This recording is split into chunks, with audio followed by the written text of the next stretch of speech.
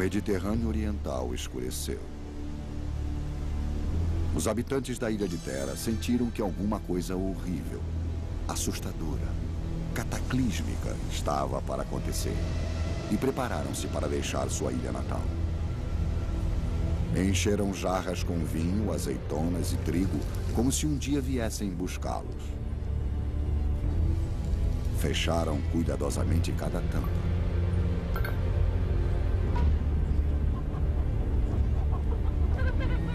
Mas suas posses mais preciosas, seu ouro e suas joias, levaram com eles quando correram para os barcos.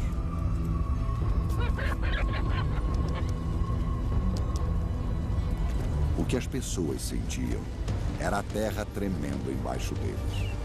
Tinham sobrevivido a terremotos no passado, mas aquele não era um simples terremoto. Era o ano de 1628 a.C. As pessoas jamais voltariam para buscar suas azeitonas e seu vinho. Simplesmente fugiriam para a noite e para o mar, inspirando uma lenda misteriosa que nos surpreende até hoje. Em breve, uma fantástica erupção vulcânica destruiria sua ilha e enterraria todas as evidências de suas vidas.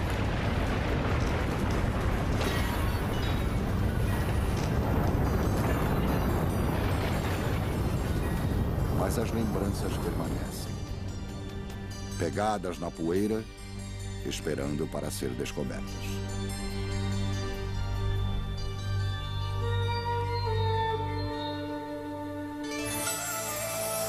Egeu, o legado de Atlântida.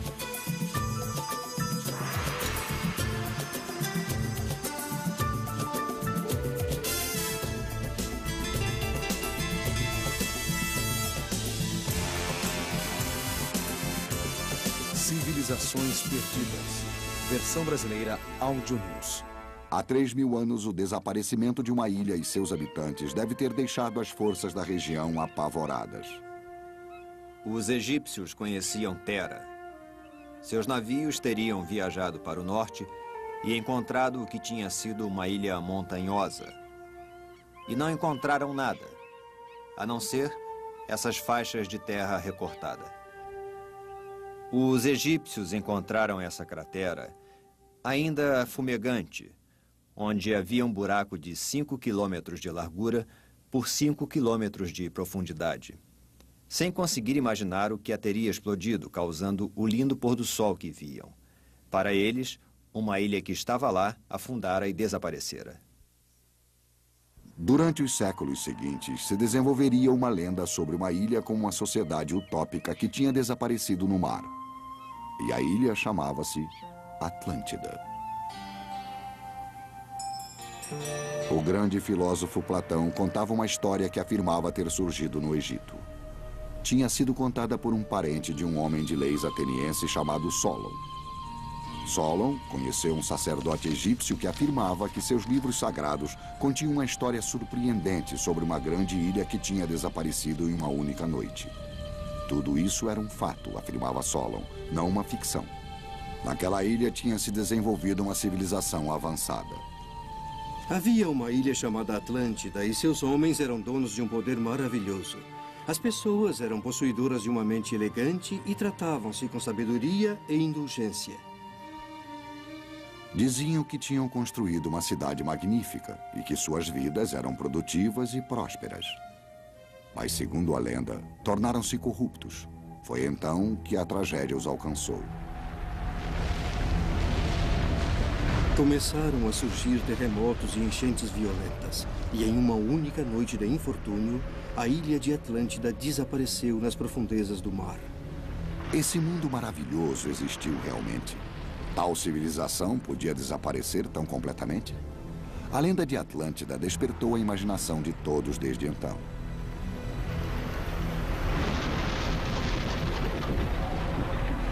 Enquanto a mística crescia, afirmava-se que esse povo antigo possuía computadores, naves espaciais e até armas nucleares. A Atlântida foi encontrada em toda parte, desde as florestas tropicais da Guatemala até as montanhas do Tibete e, naturalmente, no solo do Oceano Atlântico. Estudos mais sérios apontaram para uma ilha grega conhecida no mundo antigo como Thera. Um pequeno ponto no mar Egeu entre o Egito, a Grécia e a Ásia é agora somente um aro de rocha vulcânica apontando no mar. Mas seria Thera a ilha perdida de Atlântida? Para conseguir uma resposta, precisamos voltar para a época dos deuses e dos heróis. O que suas histórias revelam sobre a Atlântida? Um homem, Homero, é a fonte de muitos de nossos mitos. Mas ele descreveu pessoas, lugares e acontecimentos reais? Para encontrar a resposta, precisamos reexaminar as maiores lendas do mundo egeu. A lenda do poderoso rei grego assassinado por sua mulher e seu amante no dia em que voltou para casa da Guerra de Troia. O temido Minotauro, metade homem, metade touro, que encurralava sua vítima em um labirinto escuro na ilha de Creta. Helena de Troia, o rosto que lançou milhares de navios em uma guerra de 10 anos com os gregos.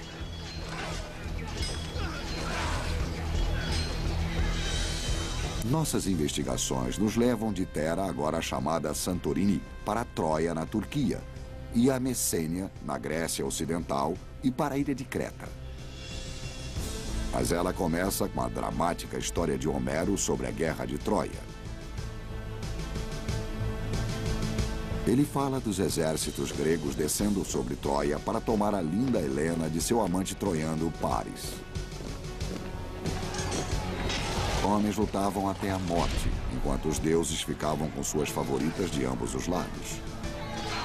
Durante 10 anos, os gregos não conseguiram entrar nos portões de Troia. Finalmente, a batalha não foi decidida pelas armas, e sim por um truque.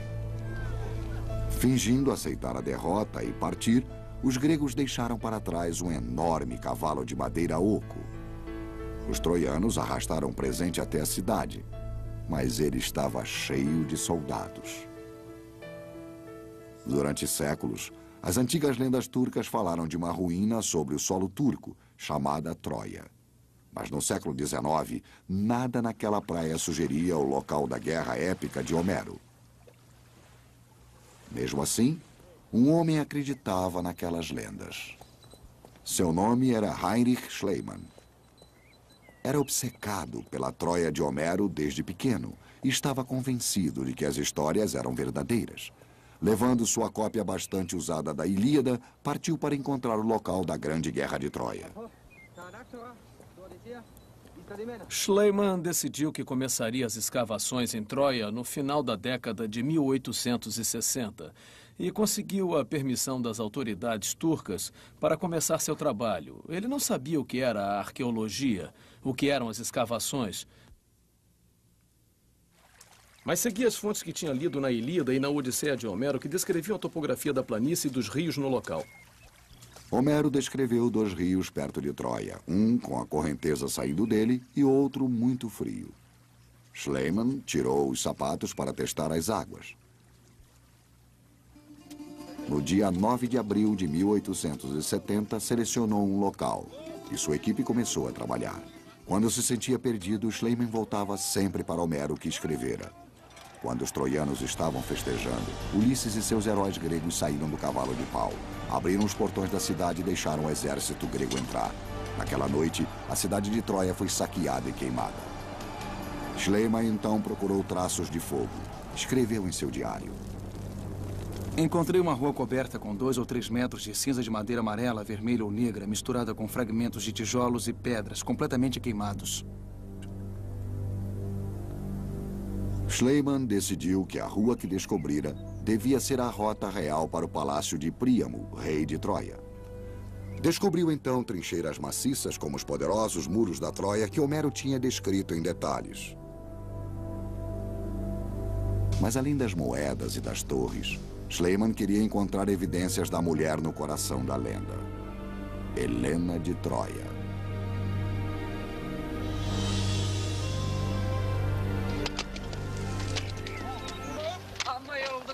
No caminho, encontrou e se casou com sua própria Helena, uma jovem grega que também amava Homero e dedicou-se à expedição de seu novo marido. Só ficariam satisfeitos com um tesouro real, Depois de anos de escavação, Schliemann já estava quase desistindo quando um dia seus olhos viram o brilho de um metal em uma parede. Dispensou os trabalhadores e cavou nas rochas com as suas próprias mãos. Aquilo exigia grande cuidado e riscos, pois a parede da fortificação sobre o local onde eu devia cavar ameaçava cair a qualquer momento sobre mim. Mas a visão de tantos objetos, cada um deles de valor inestimável para a arqueologia, tornaram-me obstinado. Tinha quase certeza de que aquilo estivera sobre uma caixa de madeira do tipo que Homero mencionara como estando no palácio de Príamo. Anunciou então pessoalmente que tinha descoberto os tesouros de Príamo. Das paredes, tirou vasos de prata, armas de cobre, 60 brincos de ouro, quase 9.000 anéis de ouro, tiaras e colares raros. Foi uma das descobertas arqueológicas mais ricas do mundo. Naquela noite, colocou o tesouro fora de sua tenda. Sua mulher colocou uma das tiaras de ouro magníficas. Tinham certeza de que ela estaria usando as joias que um dia pertenceram a Helena de Troia. Nem todas as afirmações de Schliemann foram confirmadas, mas ele encontrou os remanescentes de uma cidade destruída pela guerra e pelo fogo há 4.000 anos e que continha tesouros riquíssimos. A lenda tornou-se realidade. As colinas sobre seu palácio em Messênia, os guardas faziam sentinela com ordem de acender as tochas no momento em que o navio de Agamenon estivesse à vista. E deveriam contar para Clitemnestra.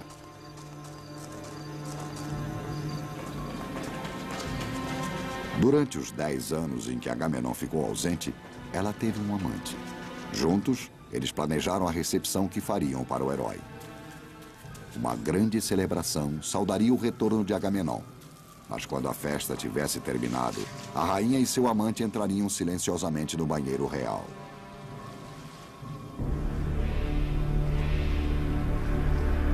Clitemnestra nutria um ódio profundo por seu marido. Antes de partir para Troia, ele tinha sacrificado sua filha aos deuses para garantir sua vitória.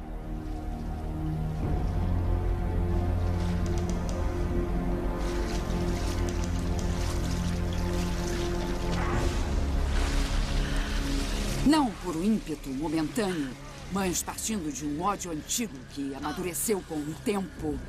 Aqui estou, admirando o fato já consumado. Aqui jaz Agamenon. Meu marido está morto.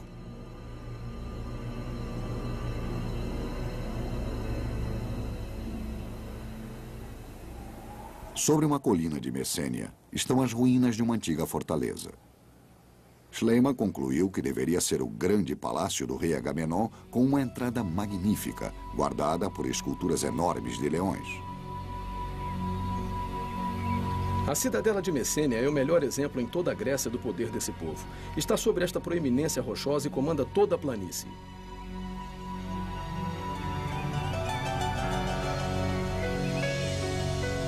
Entre as ruínas, Schliemann encontrou esqueletos enterrados de uma forma estranha. Mas seu sonho era descobrir o túmulo de Agamenon e o tesouro que devia descansar com ele. Schliemann decidiu começar a cavar nessa área porque sua leitura informara-o, em sua opinião, que encontraria, em algum lugar dentro dessas paredes que estão vendo, os túmulos de pessoas como Agamenon. Desceu para o leito rochoso onde estavam as sepulturas e certificou-se de que estava encontrando material pertencente a Messênia. Encontrou 19 esqueletos tipicamente reais rodeados por tesouros de ouro, que justificavam a descrição de Homero de uma Messênia rica em ouro. Era um tesouro ainda mais espetacular do que o que havia encontrado em Troia. Mas então fez a descoberta mais espetacular de todas. Uma máscara de ouro moldada à semelhança do rosto que estava sob ela. Na mente de Schliemann, a máscara só poderia ter pertencido a um homem. Escreveu então sobre sua descoberta. Fixei meu olhar no rosto de Agamenon.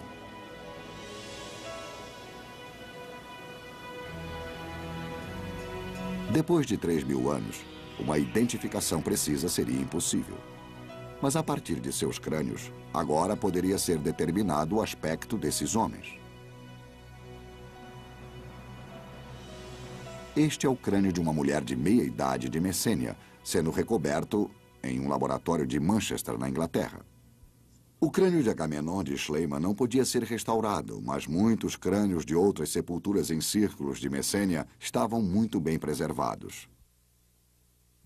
Terminamos tendo 7 pessoas, 6 homens e uma mulher de diferentes partes da sepultura em círculo.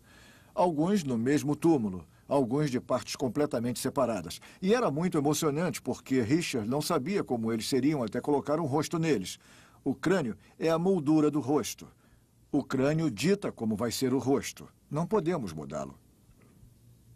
Este vai ter o nariz curvo, porque o osso nasal é inclinado para baixo. Disseram que esta pode ser Clitemnestra. E segundo eu me lembro da história, Clitemnestra não foi uma das mulheres mais lindas do mundo, apesar de possuir encantos femininos bastante consideráveis. Começava a surgir um retrato nítido do povo de Messênia. Eles devem ter sido muito sofisticados, bastante sofisticados. O fato de se darem ao trabalho de arrumar os cabelos neste estilo, gastar seu tempo para arrumá-los desse jeito, significa que teriam tempo para fazer isso. E em uma sociedade que estivesse lutando pela sobrevivência, minha opinião pessoal é que tais penteados complicados não seriam a principal prioridade.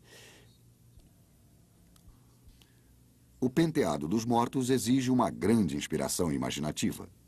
As pessoas não usariam o mesmo penteado o tempo todo. O tempo, sim. Será que ela iria a um baile? Estaria cuidando do jardim? Acabou de se levantar? Sim. A reconstrução de Richard Neve é tão exata que a polícia pede sua ajuda com crânios de vítimas de crimes. Os parentes geralmente conseguem identificar a partir de seus modelos. Mas o que Neve pensava dos homens de Messênia? Um bando de bandidos. Um bando de bandidos. Richard tem razão quando diz que eram bandidos. São homens grandes e fortes.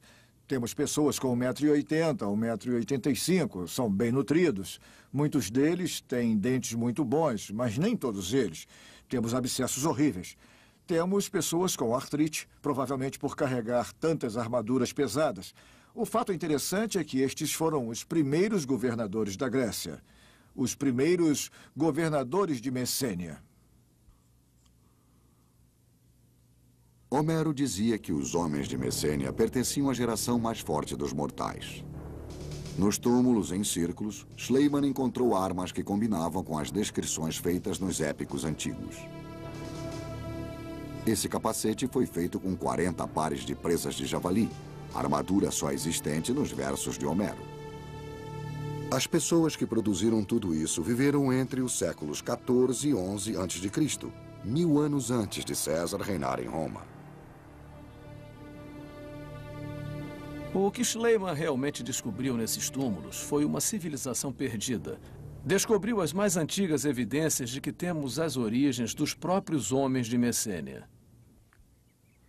Só mais tarde descobriram que o crânio que Schliemann tinha encontrado era muito recente para ser de Agamenon.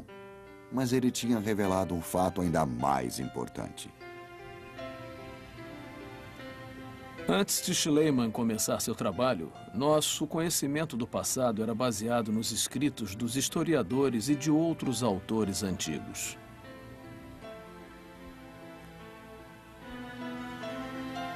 Mas agora, as evidências concretas mostravam que essas lendas antigas tinham suas raízes em certezas e em fatos. E se a Troia de Helena e a Messênia de Agamenon eram lugares reais, será que outras supostas lendas também eram?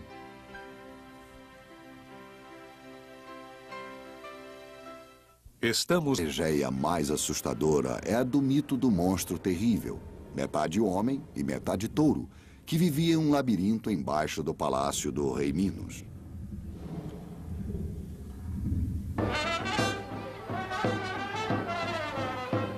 Ainda se pode ouvir um eco dessa lenda nas aldeias da Grécia de hoje.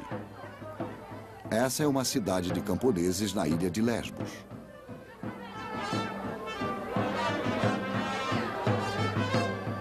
Todos os anos, as pessoas vestem suas melhores roupas para um estranho ritual que combina a crueldade com a celebração.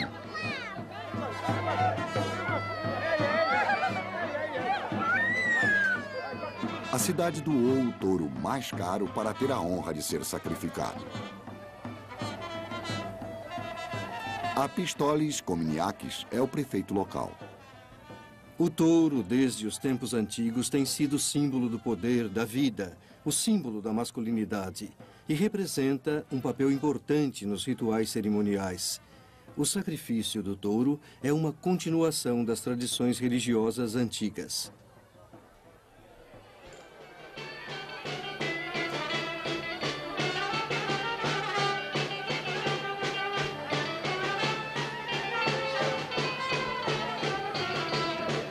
Paniotas Kalograiolis é um aposentado recente de Nova York. A matança do touro não é diferente da que a gente vê se for a um abatedouro, quando matam os animais. E é exatamente o que acontece desde a época de nossos pais.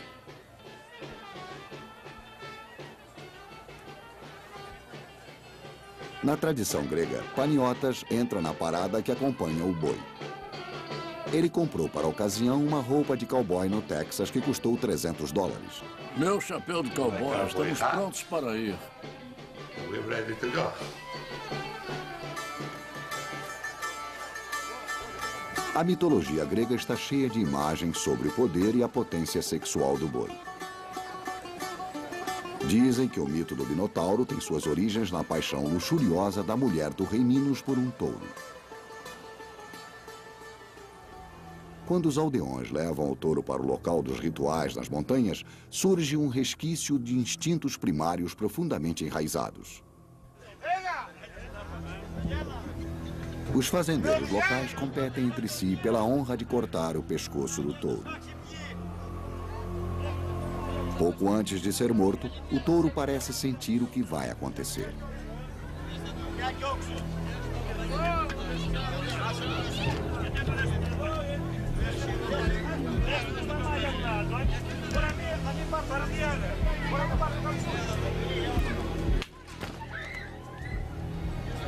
No ritual da matança do touro pelos habitantes locais, podemos ver um eco do mito do Minotauro. Na lenda, o rei Minos de Creta exigia o tributo de seus súditos. Rapazes e moças eram enviados para o labirinto subterrâneo do monstro e nunca saíam vivos. O reinado de terror foi encerrado por um jovem herói ateniense chamado Teseu. Desenrolando o novelo de lã para poder sair novamente, Teseu entrou nas passagens escuras sob o palácio do rei.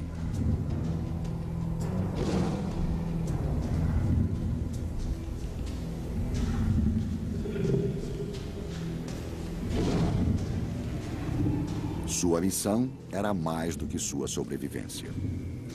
Segundo o mito, matando o Minotauro, Teseu não só salvaria, como libertaria seu povo das regras do rei Minos.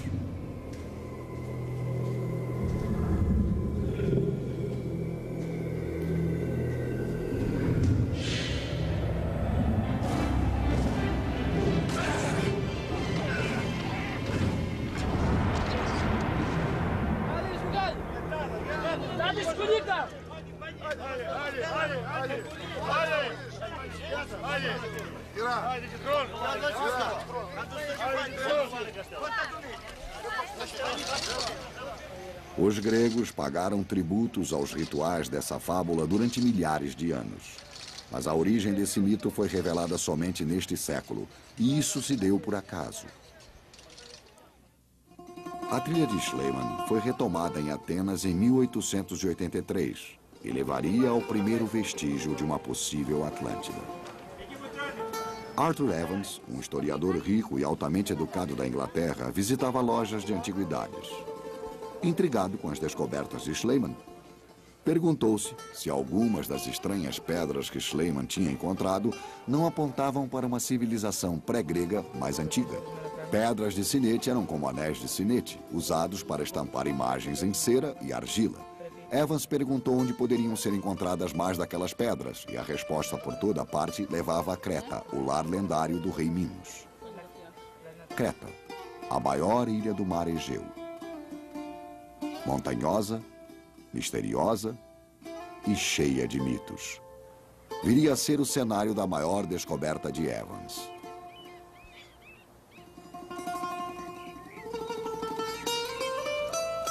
Enquanto percorria a ilha em busca de pedras de sinete, descobriu uma sociedade que tinha mudado muito pouco desde a época de Cristo. As mulheres locais chamavam essas pedras de leite e recusavam-se a vendê-las para Evans, temendo que o leite secasse nos seios das mães. Para encontrá-las, disseram-lhe que ele teria que ir a um lugar chamado Knossos, onde diziam haver um palácio sob o solo. Evans começou a escavar em Knossos e logo descobriu uma coisa muito mais interessante do que as pedras de sinete. Encontrou um vasto palácio com centenas de passagens e um trono esculpido. Com certeza, seria o trono do próprio rei Minos. O palácio fora construído em 1900 a.C. Era contemporâneo dos grandes faraós do Egito e a construção de Stonehenge. Imediatamente, Evans decidiu reconstruir as seções do palácio para recriar como era a vida há 4 milênios para as pessoas que ele batizou de minoicos, por causa do rei Minos. Surpreendentemente, Evans encontrou afrescos que mostravam como eram os minoicos e como eles viviam. Todas as noites, em um estúdio dominado pelo touro de Minos, descrevia cuidadosamente o que tinha descoberto naquele dia. Grupos de mulheres estão sentadas e conversando alegremente, vestidas na moda, com cabelos cuidadosamente penteados, aparentemente batendo um papo agradável e ignorando o que se passava na frente delas. Suas mangas são bufantes e seus mamilos são sugeridos sob a camisa. Essas cenas de confidência feminina, de bate-papo e de escândalos da sociedade afastam-nos dos produtos da arte clássica em qualquer época, aproximando-as dos tempos atuais. Creio que os minoicos gostavam de se divertir, adoravam se divertir. Gostavam da vida e bebiam muito vinho. Encontramos os grandes jarros de argila que ficavam cheios de vinho. As mulheres usavam longos vestidos, saias amplas e gostavam de desnudar os seios para as cerimônias religiosas, usando somente uma jaqueta aberta.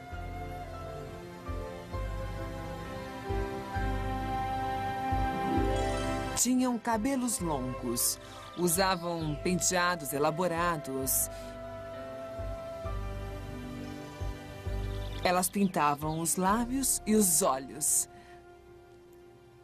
E os homens também usavam uma jaqueta curta e tinham corpos bem feitos, com cinturas estreitas e ombros largos. Acho que eles eram muito bonitos mesmo. Nos dias de festival, enormes multidões subiam esses degraus para assistir um dos acontecimentos atléticos mais incomuns. Traziam um touro que mantinham especialmente para essa ocasião. Havia rapazes e moças acrobatas que pulavam sobre as costas do touro. E havia outros rapazes e moças para pegá-los. Será que este esporte perigoso lembrava a lenda dos rapazes e moças sacrificados ao Minotauro? Será que o monstro ficava escondido nos recessos escuros deste palácio, nas passagens do labirinto? Uma coisa é certa, Knossos, com seus 1.400 quartos, foi um dia o centro de um grande poder. Os magníficos palácios descobertos em Creta possuíam um traço em comum. Nenhum era fortificado. Não se tratava de um povo militarista. Pareciam mais possuir cultura e ser adiantados. Não era como o povo da história contada por Platão sobre a Atlântida. O legado dos minoicos foi o amor pela arte, o amor pela cor. E talvez o amor pela vida.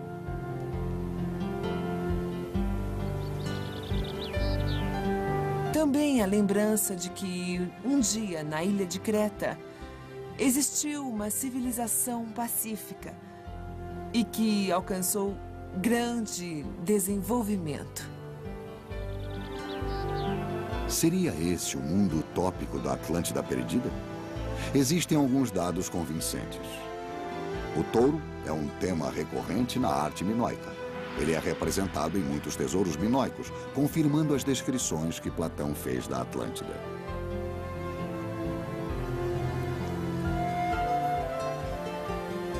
Encontramos as taças de ouro que Platão descreveu com a cerimônia do boi gravada nas laterais, representando o touro amarrado com laços e corda, o que é uma coisa única, característica da era minoica.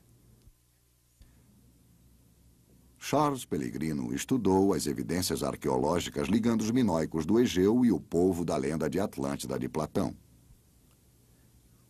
No início do século, quando a civilização minoica estava sendo desenterrada, um dos primeiros arqueólogos a chegar ao local à procura de pinturas das cerimônias do touro disse: "Isso é Platão, esta é a Atlântida da história." Mas, diferentemente de Atlântida, Creta não desapareceu no mar em uma única noite. Perto de Knossos, do outro lado do mar Egeu, está a ilha de Santorini, hoje ponto turístico. Suas casas estão penduradas em uma rocha vulcânica. Essa é a ilha conhecida antes como Thera, a ilha que foi destruída por uma violenta erupção há 3.000 anos. Quando essa explosão ocorreu, o Império Minoico estava em seu auge. Essa civilização poderia ter se estendido até Thera? Seria uma civilização que desapareceu em uma única noite? Novas e fascinantes evidências revelaram que não se tratou de uma erupção comum. O desastre de Thera foi a maior explosão natural que o mundo já viu. Tente imaginar um ninho com aproximadamente 150 bombas de hidrogênio explodindo no mesmo lugar no espaço de tempo de um soluço. Imediatamente depois da explosão, teríamos um buraco de 128 quilômetros de largura e 1,5 km de profundidade. E todo o Mediterrâneo tentando preencher esse buraco rapidamente. Durante um período, teríamos cachoeiras que envergonhariam as cataratas do Niágara para sempre. A Rainha Elizabeth II, no alto da cachoeira, pareceria um raminho caindo em Niágara. Foi uma explosão tremenda. Os seres humanos jamais viram ou ouviram nada parecido antes ou depois. A erupção causaria uma onda que alcançaria 50 quilômetros até as praias do mar Egeu. A onda teria alcançado uma altura de 260 metros. Tente imaginar uma onda que alcance a metade do Empire State Building. O ruído deve ter sido ouvido em continentes distantes. A Science Forense e os registros antigos marcam como uma data possível 1628 a.C., como o ano da explosão que enviou uma nuvem densa de cinzas até o Oriente Médio e por todo o mundo. Durante 9 dias, ninguém viu o rosto de ninguém. O sol estava encoberto e não brilhou para os homens. Se ao menos ele pudesse brilhar por 1 hora. Ninguém sabe quando é meio-dia. Não se vê a sombra de ninguém. O sol no céu parece a lua. Essas palavras de um escriba egípcio lembram as descrições bíblicas de uma escuridão envolvendo a terra. Existe uma evidência de uma data precisa em que a nuvem alcançou a China. No 29º ano do reinado do rei Jai, o sol apagou-se. O gelo apareceu nas manhãs de verão e geou durante 6 meses. Chuvas grossas cobriram as casas e os templos. As 5 colheitas de cereais secaram e morreram.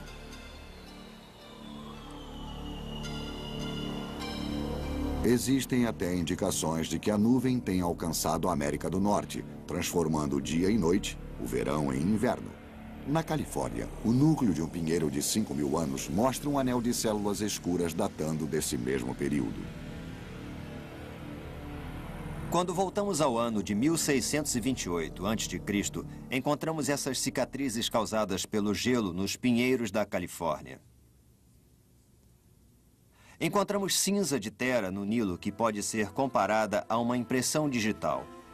E na capa de gelo da Groenlândia, onde todos os anos a neve acumula-se, dando-nos uma espécie de impressão digital de todas as eras. Podemos penetrar em uma geleira e contar 7 anos a partir de 1628 a.C., ver o enxofre e as cinzas que podem ser da explosão de Tera. As cinzas que cobriam as ruínas de uma cidade antiga levariam outro brilhante detetive histórico à mesma lenda. Em 1967, Spiridon Marinatus começou sua busca de remanescentes minoicos sem ideia do que encontraria sob a cinza vulcânica. Descobriu primeiro sinais de muros, depois de toda uma rua, e então dúzias de jarros gigantescos, cheios de produtos, como se esperassem a volta de seus donos. Não havia corpos, nem ouro, nem joias. Mas o que Marinatus e sua equipe descobriu foi ainda mais surpreendente. Com grande cuidado, eles começaram a achar afrescos exóticos.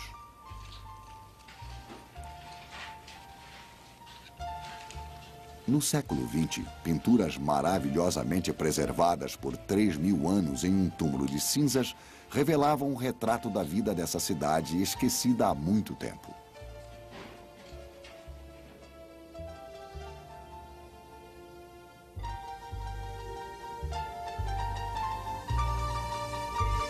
Muitos aposentos tinham afrescos em todas as paredes. Aqui, Marinatus encontrou uma elegante paisagem rochosa com lírios graciosos e andorinhas alegres.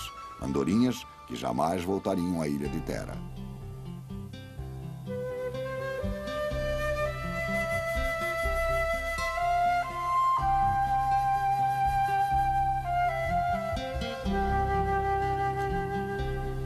Encontramos afrescos em todas as casas, praticamente em todos os aposentos, com coisas que as pessoas aparentemente amavam, e muito diferentes do que é encontrado no resto do mundo. Se formos ao Egito ou à Síria, geralmente encontramos temas de guerras e conquistas. E se formos à ilha de Tera, encontramos pinturas de mulheres recolhendo açafrão, outras mostrando crianças brincando, lutando. A minha peça favorita são os antílopes dançarinos. Em parte porque parecem antecipar Picasso em mais de 3.000 anos. Estas pinturas de macacos revelam um povo que chegou a entrar em contato com a África.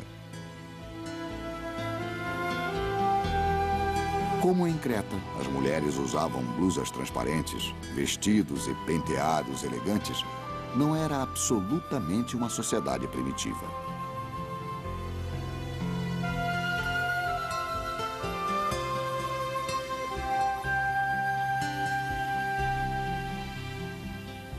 Essa linda mocinha com rabo de cavalo seria uma habitante da Atlântida perdida?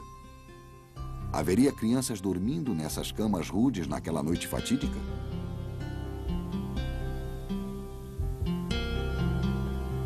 Toda a evidência aponta para Tera como sendo uma ilha próspera. Seus portos eram cheios de barcos, na lenda de Atlântida de Platão. A área estava densamente lotada de habitações. Os cais estavam cheios de botes, trirremes, depósitos navais e mercadores que vinham de todas as partes, o que mantinha um som multidimensional de vozes humanas de todos os tipos, dia e noite. Segundo Platão, a Atlântida fazia comércio com o Egito, assim como o povo de Tera. E havia ainda outras semelhanças. Platão escreveu: eles construíram casas e fizeram cisternas. Tinham fontes, uma com água quente e outra com água fria, que jorravam graciosamente. Na ilha de Tera, encontramos casas com vários andares que possuíam uma rede de encanamento. Existem pistas de que pode ter havido até água corrente nessas casas. Encontramos toaletes com descarga milhares de anos antes de supostamente serem inventados.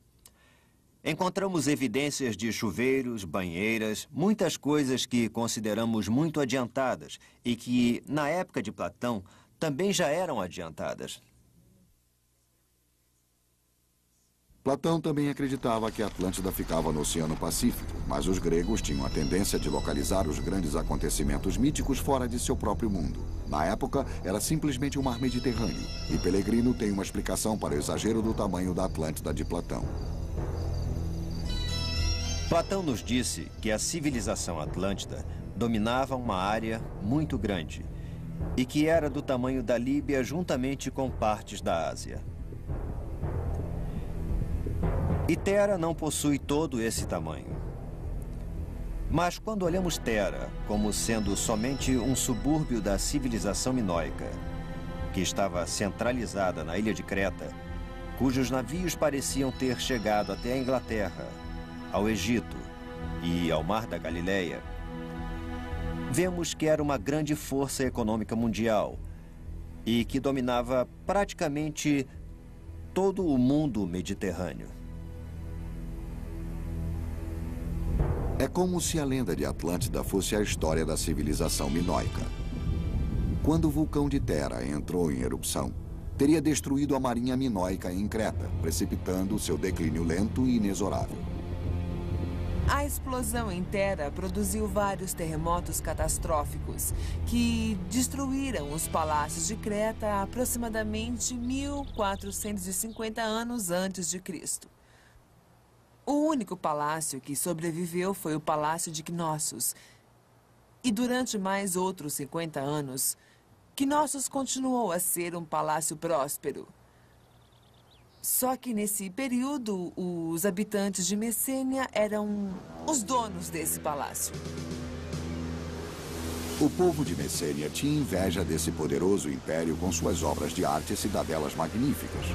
E quando os vários terremotos devastaram essa civilização anteriormente florescente, os messênios invadiram-na. Com uma força militar superior, conseguiram uma vitória fácil. A trilha de desastres não terminou ali. Como sucederam mais terremotos sobre o império já decaído, o povo assustado resolveu fazer um sacrifício extremo. No alto desta montanha, o sangue de um jovem foi oferecido aos deuses em vão. O terremoto veio assim mesmo. Nestas ruínas, os crânios dos sacerdotes e sacerdotisas que fizeram sacrifício foram encontrados e reconstruídos. Esta é a sacerdotisa do templo de Arcanes, na ilha de Creta. O crânio teria sido amassado e fragmentado com a queda das pedras quando o templo ruiu, muito possivelmente incendiando-se em seguida.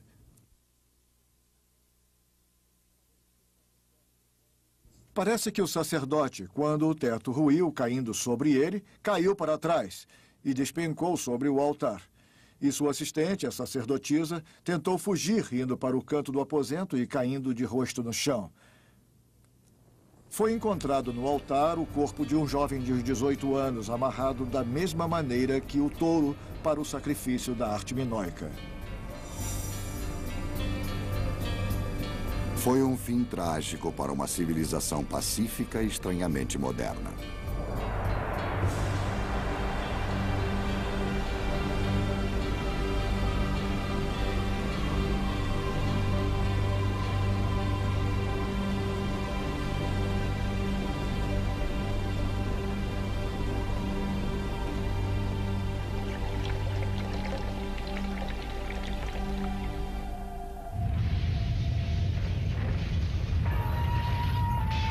A posição desses corpos, os vasos quebrados, o sangue derramado e o esqueleto de um adolescente amarrado para o sacrifício mostram um retrato terrível daqueles últimos dias.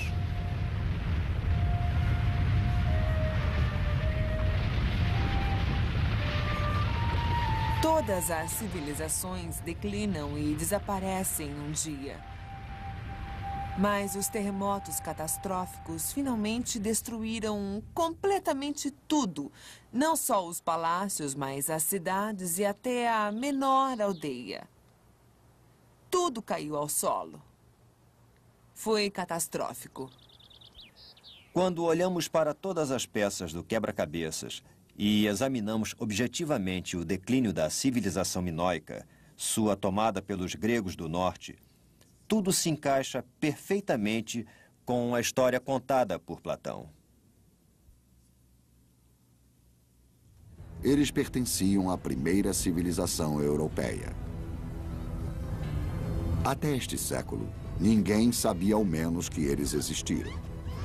Mas as revelações recentes nos levaram a mais de 3.000 anos para descobrir um povo pacífico, artístico, mas que finalmente foi condenado. Era um mundo que foi atirado a uma fome terrível, assim como a sua desorganização. E não como é hoje, que temos a Cruz Vermelha Internacional para nos socorrer, que temos as Nações Unidas para nos ajudar. Era um mundo que, quando o Mediterrâneo entrou em caos total, estava completamente sozinho. As lendas de uma utopia perdida sempre assaltaram as sombras da história. Durante 4 gerações, sonhamos em encontrar o continente perdido da Atlântida. Talvez agora, no mar Egeu, finalmente tenhamos encontrado.